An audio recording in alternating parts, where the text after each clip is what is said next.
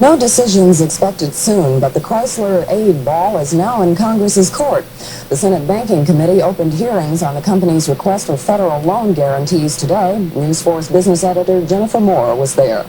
The Senate Banking Committee opened hearings today on Chrysler's appeal for massive federal loan guarantees. There were no Chrysler officials testifying, no one from the Treasury Department, and no one from the labor unions, because at this point there are no formal recommendations for Congress to act upon.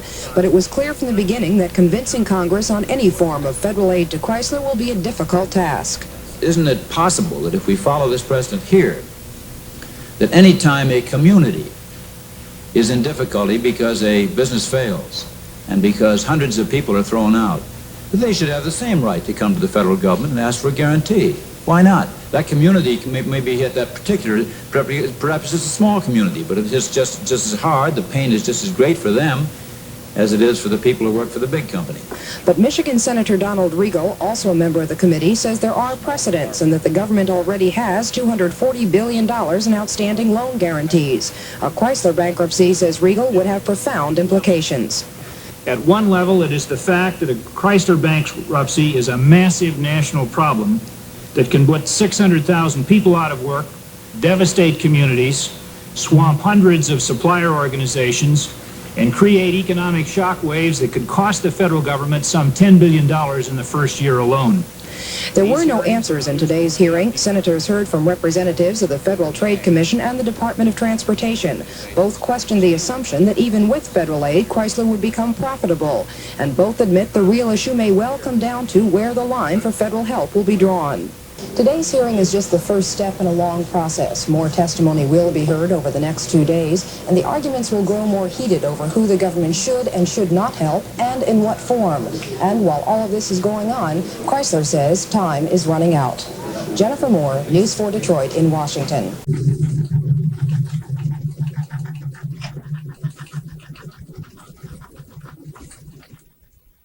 The first in what could be a long series of hearings opened today in Washington on federal aid to Chrysler.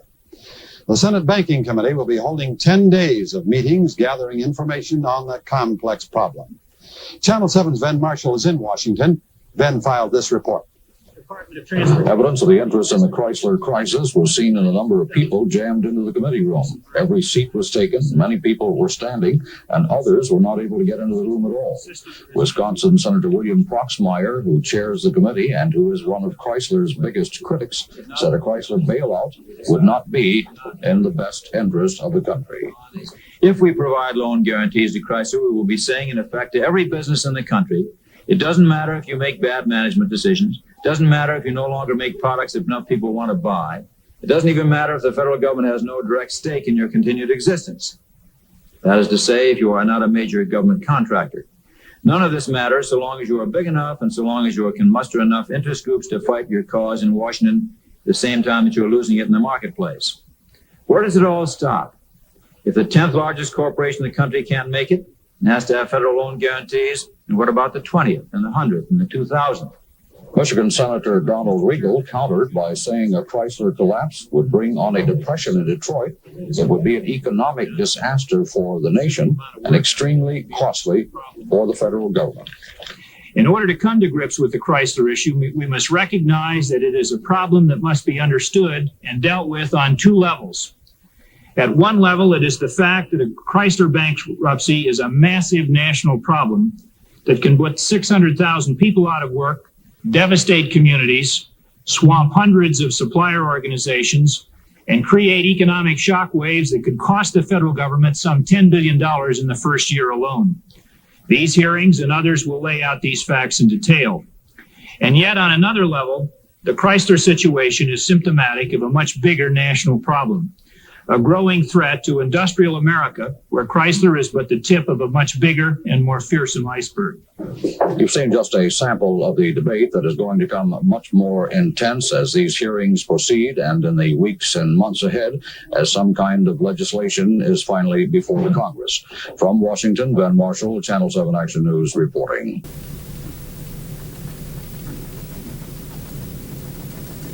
Well, the chairman of the board of the Chrysler Corporation, Lee Iacocca, very frankly took it on the chin today during some Well, it was tough questioning by members of the House Banking Committee. Channel 7's Van Marshall, reporting from the nation's capital, says that an initially friendly reception turned sour despite the fact that Chrysler sort of scaled down what it was asking for. Chairman William Moorhead presented Iacocca as one who is said to have worked miracles in the automobile industry. Iacocca said he is not a miracle worker, but if he could pull one off, he hopes he can do it here. Iacocca told the subcommittee Chrysler still needs $1.2 billion, although it is asking for $750 million because that is what it was told to do by the Treasury Department.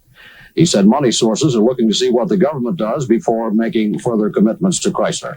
Iacocca, for the most part, was treated courteously by the subcommittee members, but at one point things got a little rough. I think that you're trying to put a con on us. That's exactly what I think.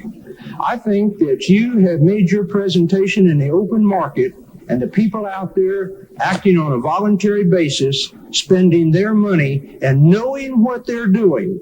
Not people of the quality you see sitting up here, but the kings of industry that really know how to make the thing hum. They told you to get lost. I think that what you're doing is trying to wreck this country. The only way we can possibly hope to survive is to compete. You failed to compete. And for your failure, you should get what the free enterprise system promises you. It's called loss. There's a profit side and a loss side, and you're on the loss side. This is all just pure bunk. We are the microcosm of all the things that are wrong. We're just that big. Energy's impacting us. Regulations impacting us. Runaway inflation on commodities are impacting us. Imports are impacting us. We're a big city company with a lot of black employment. That's impacting us. I don't know where to turn. I ran it all out for this committee. I've done the best I can. I'm committed to it. I'm going to turn it around one way or another. I need your assistance now, and I need a vote of confidence. What else can I tell you? How soon does Chrysler have to have the money? Iacocca said it is imperative that the Congress act before the end of this year because Chrysler will have to start drawing on the loans in January or February of next year. From Washington, Ben Marshall, Channel 7 Action News reporting. Good evening. Chrysler Corporation took its case to Washington today. Speaking before the House Banking Committee, Chrysler Chairman Lee Iacocca said the number 3 automaker needs a federal loan guarantee to keep its creditors in line. TV2's Linda Wright Avery has more on today's hearing from Washington. Chrysler reduced its request for federal loan guarantees from $2.1 billion to $750 million, with the company taking on the risky task of raising the difference of $450 million. But when Lee Iacocca took the stand, he emphasized that federal help is still absolutely necessary immediately, before the end of the year. He outlined how government pollution and fuel economy standards, the energy crunch, combined with the current economic downturn, had brought Chrysler to its current crisis. And he emphasized that a Chrysler bankruptcy will hurt not just workers in Detroit and Michigan, but 2 million Americans around the country. I happen to feel strongly, I'll use a Washington catchword, we are the microcosm of all the things that are wrong. We're just that big. Energy's impacting us. Regulations impacting us. Runaway inflation on commodities are impacting us. Imports are impacting us. We're a big city company with a lot of black employment. That's impacting us. I don't know where to turn. I ran it all out for this committee. I've done the best I can. I'm committed to it. I'm going to turn it around one way or another. I need your assistance now, and I need a vote of confidence. What else can I tell you? There were friendly questions from Michigan Congressman Jim Blanchard, but Florida Representative Richard Kelly was not convinced that Chrysler deserves any help at all. I think that what you're doing is trying to wreck this country. The only way we can possibly hope to survive is to compete. You failed to compete. And for your failure, you should get what the free enterprise system promises you. It's called loss. There's a profit side and a loss side.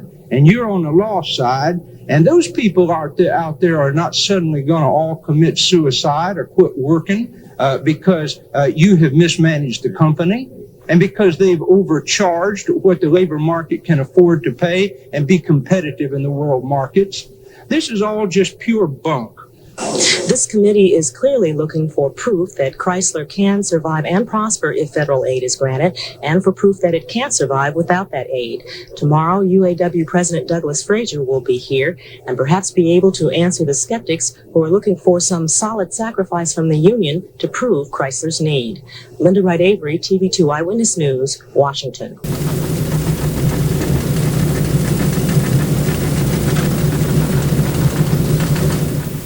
Lee Iacocca, chairman of the financially troubled Chrysler Corporation, today asked Congress for $750 million in federal loan guarantees. He said he'd feel better with the $1.2 billion he originally requested, but he found even the scaled-down version hard to sell. George Herman reports.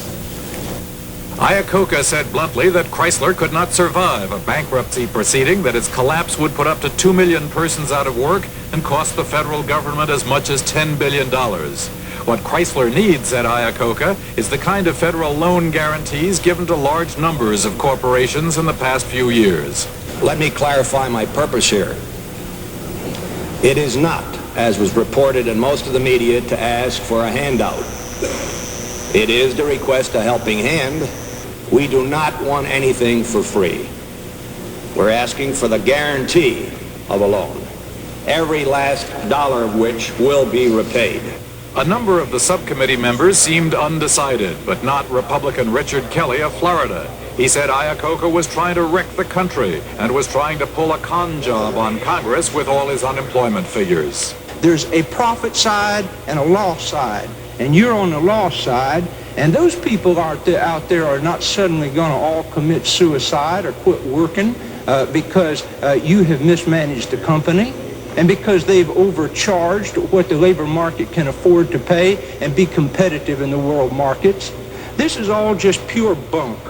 But Kelly agreed with Iacocca that Chrysler was the victim of excessive federal rules about pollution and mileage, of high inflation and high commodity prices. Tomorrow, President Douglas Frazier of the United Auto Workers will support Iacocca's plea for federal aid. George Herman, CBS News, Washington.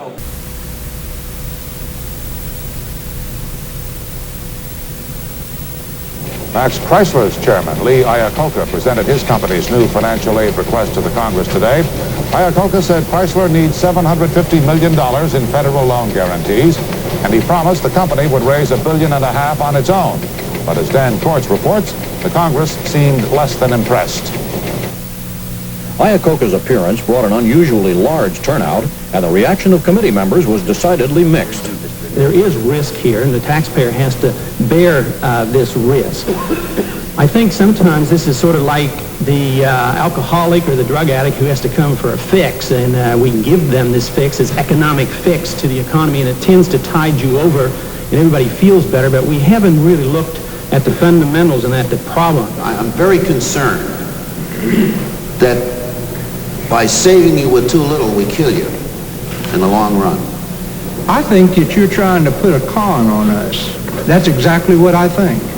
I think that you have made your presentation in the open market, and the people out there acting on a voluntary basis, spending their money and knowing what they're doing. Not people of the quality you see sitting up here, but the kings of industry that really know how to make the thing hum. They told you to get lost. Kelly's remarks were by far the toughest, but he wasn't the only critic, and Iacocca was surprised and frustrated by some of the hostility. I don't know where to turn. I ran it all out for this committee. I've done the best I can.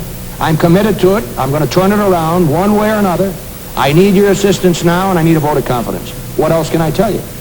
The divided views of the committee mean that an aid bill will not just sail through Congress. It's going to take time. And according to Iacocca, time is starting to run out for Chrysler. Dan Kortz, ABC News, Washington.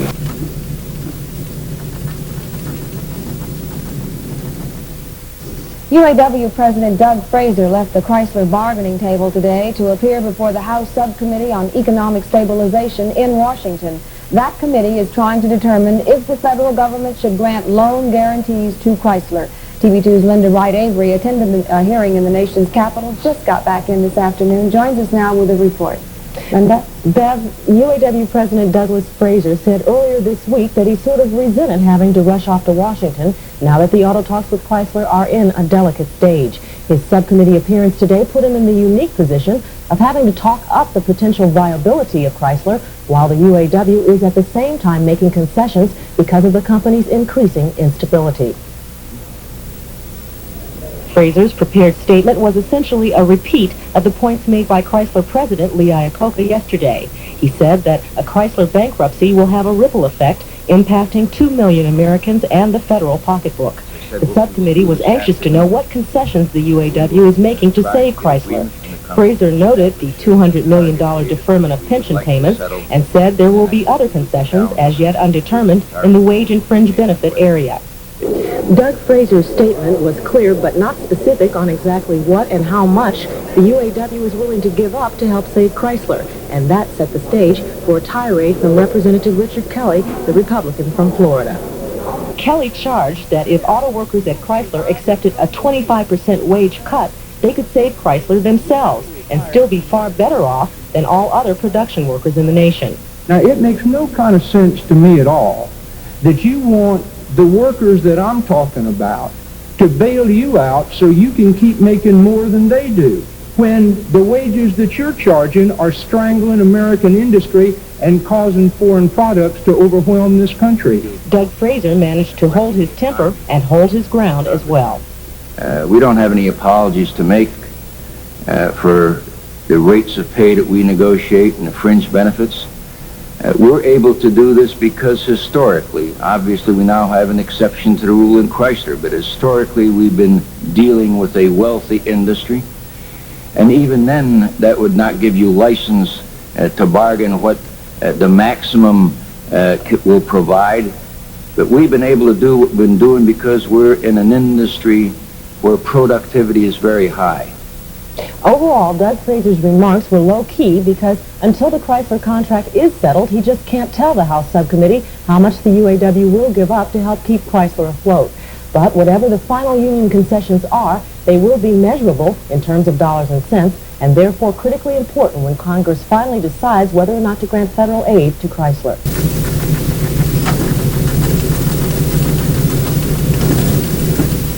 The chairman of the Chrysler Corporation, Lee Iacocca, went before the House Banking Subcommittee to ask for a federal loan guarantee to help save Chrysler, a guarantee of at least $750 million. Here's Irving R. Levine. Iacocca claimed that the recent Federal Reserve action in raising interest rates reduced car sales and put Chrysler deeper into debt.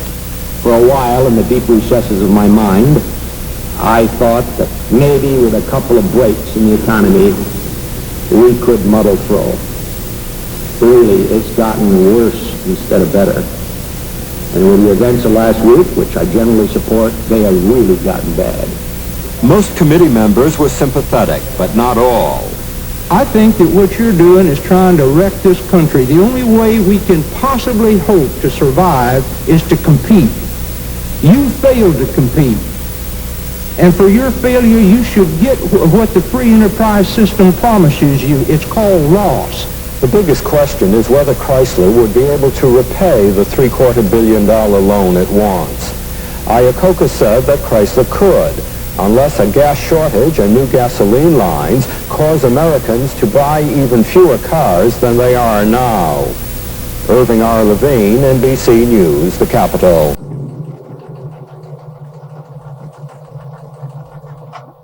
200,000 automobile workers could be in a very deep slump. They could lose their jobs if the Chrysler Corporation should go under. At a hearing on Capitol Hill today, the head of the United Auto Workers Union joined the company in asking the government to help keep Chrysler alive. Here's a report from Britt Hume. Douglas Fraser, head of the auto workers, said his union had been wrong a few years ago when it opposed a similar bailout for Lockheed Aircraft. And he reaffirmed the union's intention to go easy on Chrysler in current contract talks.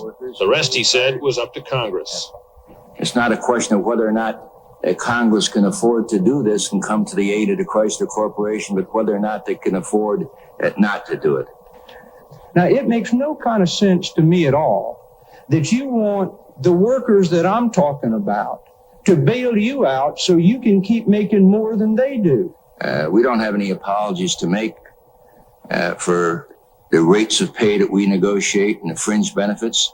We're able to do what we do in the auto industry because the auto workers are extremely productive. This is a con job. This is not the way you approach people wanting to borrow money that are going to give it to you on a voluntary basis. You're trying to rip off the people in this country. And what this Congress is getting ready to do, if they help you, is buy votes. Congressman Kelly caused the most excitement at this hearing, but his views did not reflect the majority of the committee, which was receptive both to Fraser and to the idea of Congress rescuing Chrysler. Indeed, some members wondered aloud whether the proposed $750 million in loan guarantees would be enough. Britt Hume, ABC News, on Capitol Hill.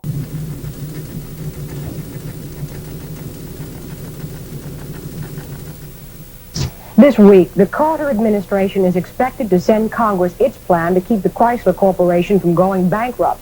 Chrysler wants the government to guarantee that it will pay back $750 million in new bank loans if Chrysler cannot. Otherwise, Chrysler claims, it would go out of business.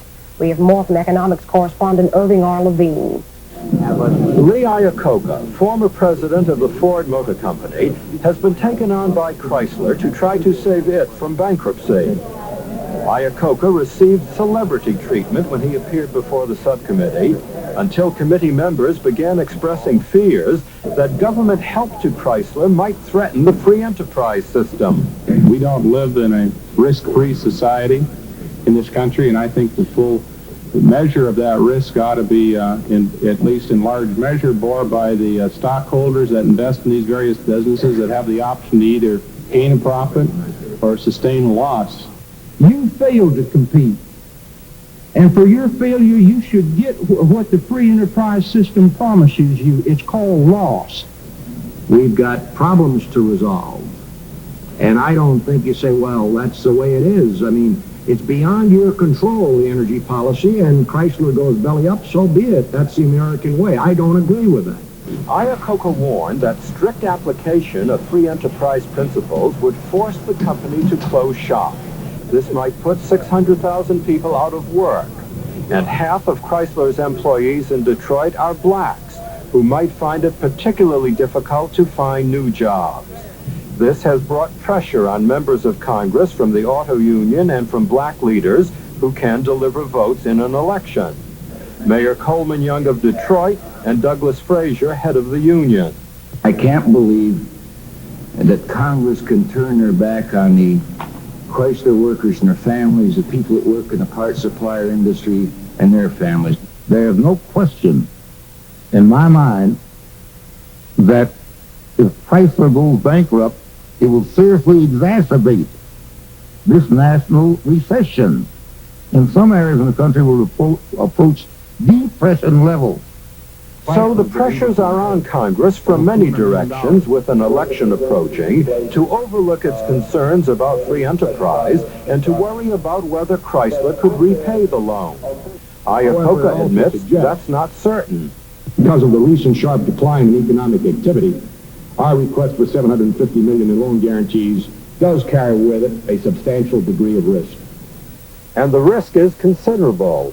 If there's a long recession, if there's another gas shortage, or if Chrysler doesn't sell enough cars, it may have to come back for more money. So, if Congress overcomes its doubts about helping a private company, it could be just the beginning of government help to Chrysler, not the end. Irving R. Levine, NBC News, the Capitol.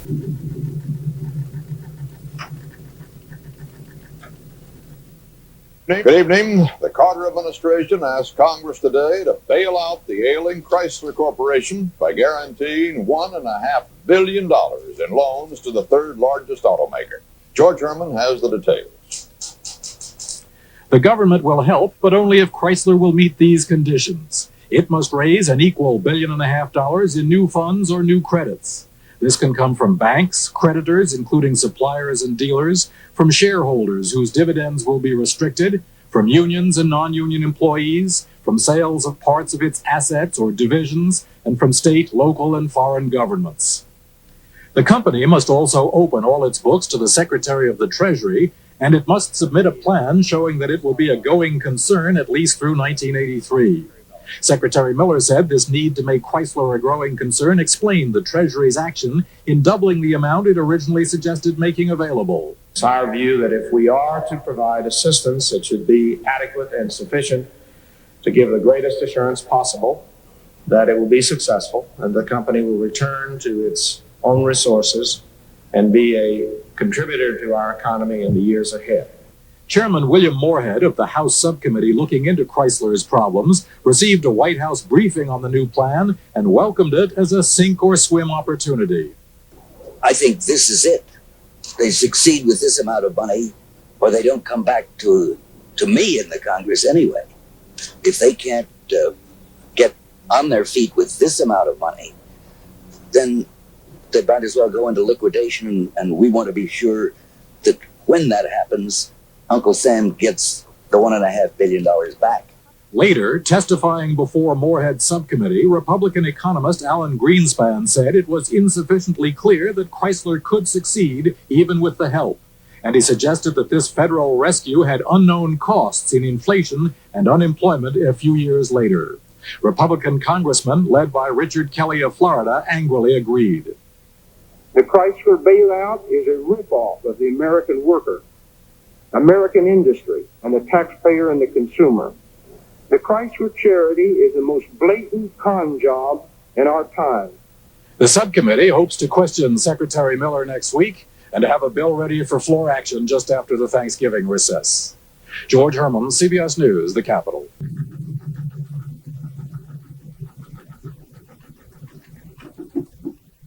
Good evening. The Carter administration has agreed to help the Chrysler Corporation and has asked Congress to vote $1.5 billion in loan guarantees. The deal is that Chrysler on its own must also raise another $1.5 billion wherever it can get it. Bailing out private business in trouble is rare in America, and this is the biggest ever. Two reports. First, Irving R. Levine.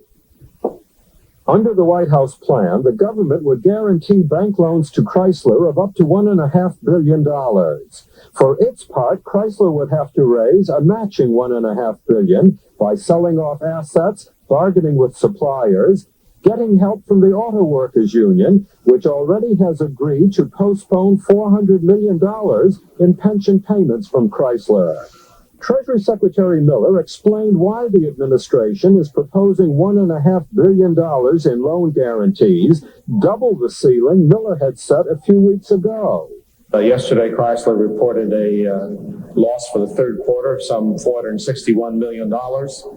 And it appears that Chrysler's outlook and needs may be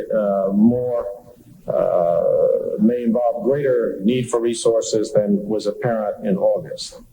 When the committee considering aid to Chrysler convened on Capitol Hill, the administration plan ran into opposition.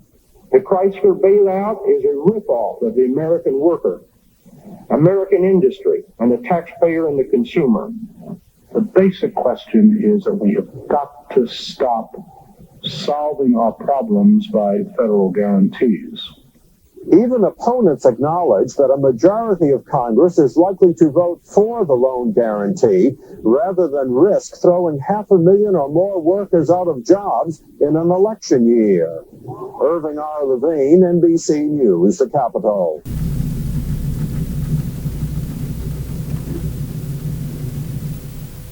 Carter administration has decided the country cannot afford to let the Chrysler Corporation go under.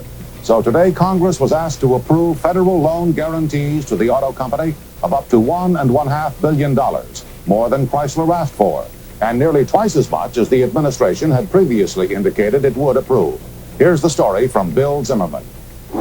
It is the prospect of Chrysler's assembly line stopping and of a further massive blow to the economy that convinced the administration to propose more help than Chrysler had asked for.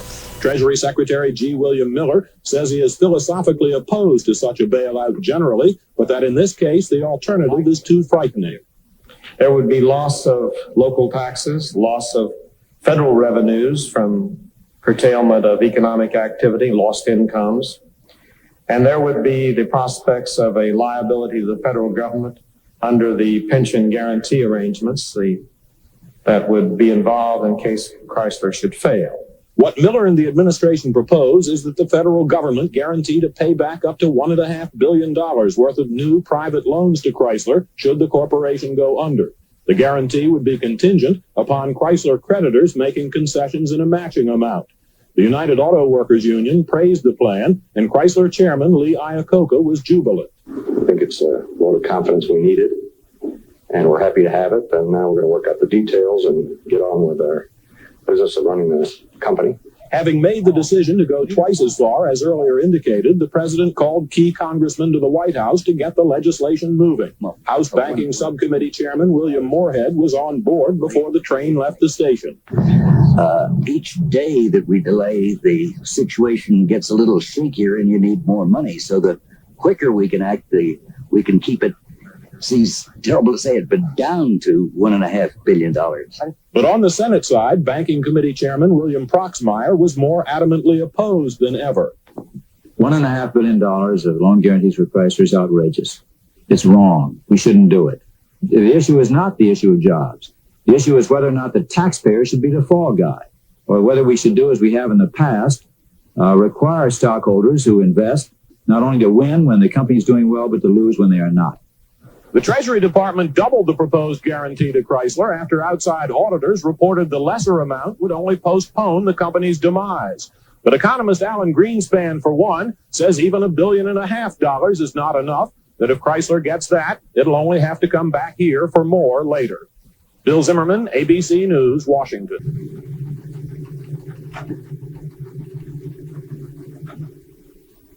If they are going to approve loan guarantees for Chrysler, members of the House Banking Committee want to have something to say about how the cars are built. The Banking Committee today deciding to require Chrysler to promise to produce energy-saving vehicles to qualify for government money help. The Senate Banking Committee today also opening hearings on the Chrysler question. Committee Chairman William Proxmire arguing the question of profitability of Chrysler cars with Treasury Secretary G. William Miller.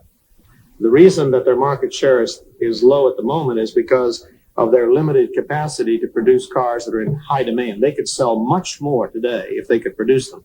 They are limited in Omni and Horizon to 300,000 automobiles because that's all the engines. But when I talked to Mr. Ricardo about the Omni and Horizon situation, he said that they don't make any money on Omni and Horizon. They could triple their volume and their net profit would not improve, according to what he told me. Is that wrong? He is correct in saying today that as they've gone along and have not had enough volume to absorb their overhead or their fixed costs or their development costs, they are not profitable. The whole purpose of this plan, of course, is to give Chrysler the productive capacity to produce cars which are in demand and which, in volume, should produce a profit. Tomorrow it'll be Chrysler Chairman Lee Iacocca's turn to testify before Proxmire's committee.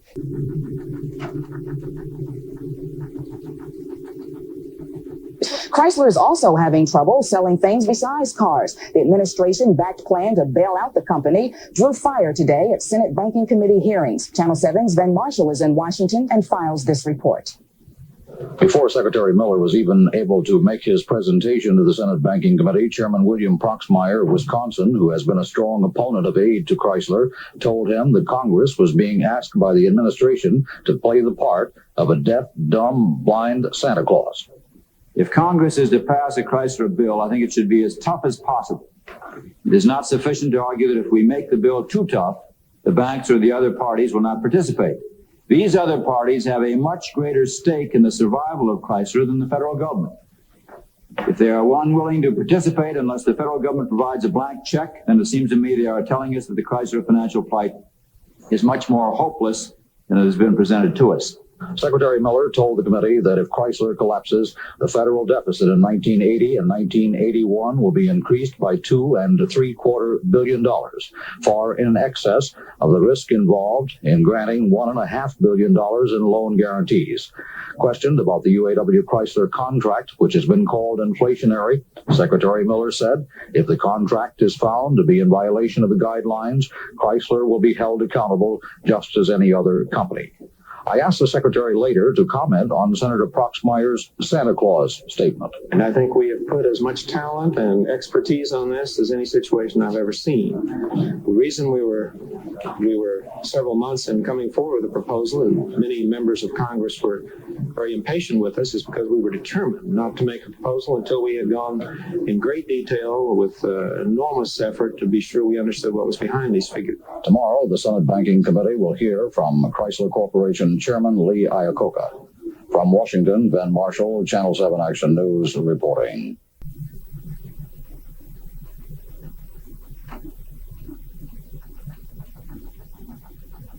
Good evening, everybody. The Chrysler chairman of the board, Lee Iacocca, sat like a man before his father confessor in today's Senate banking hearings on aid for that company in Washington, D.C., Mr. Iacocca admitting that several of the automakers' problems were its own fault, saying that the former bosses zigged when they should have zagged in the business world.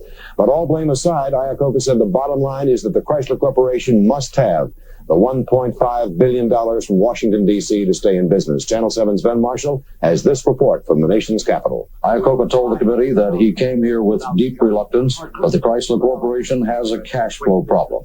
He laid it right on the line. Iacocca told the senators we're running out of money, and if we don't get some, we're going to have to shut down. He readily acknowledged bad management mistakes of the past as a factor in Chrysler's problems. He pointed to government regulations as another factor. But he said the one thing that really brought the Chrysler Corporation to its knees was the oil crisis. If there had been no gas lines in March, I doubt seriously that I'd be sitting here before you, because we crashed. We absolutely crashed. We last March only expected to lose $200 to $300 million for the year. Now we're coming in at $1 billion and say, what happened? The roof caved in. That's why we're here. So I hope I'm responsive to you, because this every day of my life, people are asking me, but how can you be a free enterpriser so long? Well, I think free enterprise, laissez-faire free enterprise died a while back. Iacocca told the Senate Banking Committee, as he had told the House Banking Committee earlier, I won't be back. Give me the money I need, and I'll get the job done. From Washington, Ben Marshall, Channel 7 Action News reporting.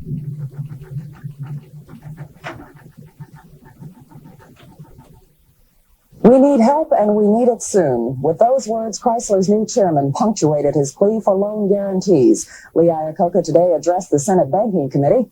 Iacocca reiterated his company's position on the damage done by regulation and the planned return to profitability. He also responded to the criticism that loan guarantees for Chrysler would set a very dangerous precedent. We are breaking no new ground with our request. There are now outstanding, the number amazes me, federal loans and loan guarantees in the amount of $409 billion.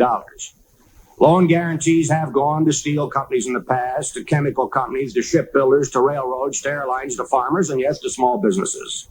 The federal budget today lists outstanding loan guarantees totaling $10.4 billion in the year 1980 just for small business in this country. They don't call them bailouts, but they are in fact the same kinds of loan guarantees sought by the Chrysler Corporation.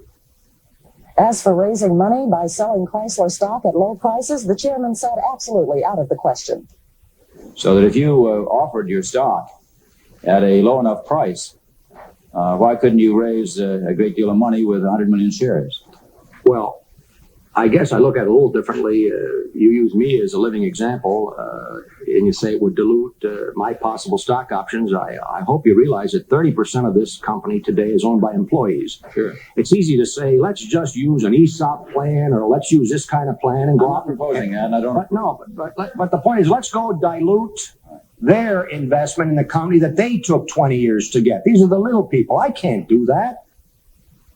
While the senators questioned Iacocca, their counterparts in the House were busy attaching another string to the Chrysler aid package. Ironically, the House Banking Committee members want the company to offer a stock option plan to all employees.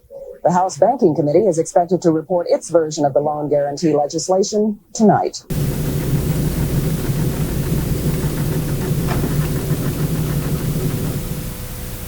President Carter told a group of Democratic congressmen today that he feels it is imperative that the Congress bail out Chrysler with federal loan guarantees. Both houses are debating that issue. The House is close to a vote. The Senate, however, still faces the threat of a filibuster, one its leaders think can be broken. Some details on the debate from Irving R. Levine.